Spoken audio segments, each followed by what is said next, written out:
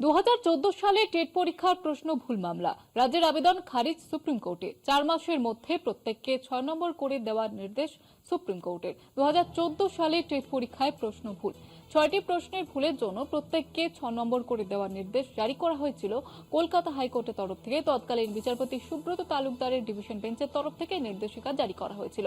সেই রায়কে চ্যালেঞ্জ জানিয়ে বোর্ড সুপ্রিম কোর্টে আবেদন জানায়। সেই আবেদন আজকে খারিজ করে দিলেন বিচারপতি নরসিমা এবং বিচারপতি অলোক আরাধের বেঞ্চ।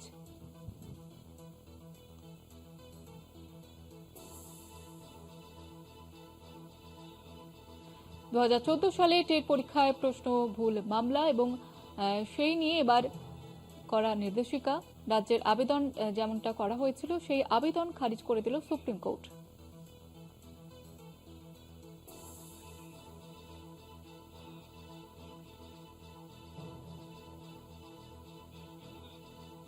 আমাদের প্রতিনিধি পীযুষ কান্তি নাগ রয়েছেন আমাদের সঙ্গে টেলিফোন লাইনে। পীযুষ কান্তি, কি জানা যাচ্ছে?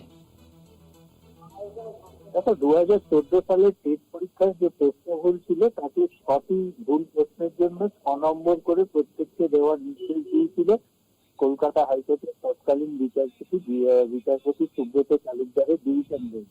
সেই রায়কে চ্যালেঞ্জ জানিয়ে বোর্ডের পক্ষ থেকে সুপ্রিম কোর্টে আবেদন জানানো হয় এবং সুপ্রিম কোর্টের পক্ষ থেকে আজকে পরিষ্কার যে বোর্ডের আবেদন খারিজ করে দেওয়া হয়েছে এবং পাশাপাশি পরীক্ষা সুপ্রিম কোর্টের নির্দেশ আগামী 4 মাসের মধ্যে যেই 2014 সালের টেট পরীক্ষায় যারা এই 6টি ভুল প্রশ্ন অ্যাটেন্ড করেছিল তাদের প্রত্যেককে পুরো নম্বর দিতে হবে, 6 নম্বর দিতে হবে।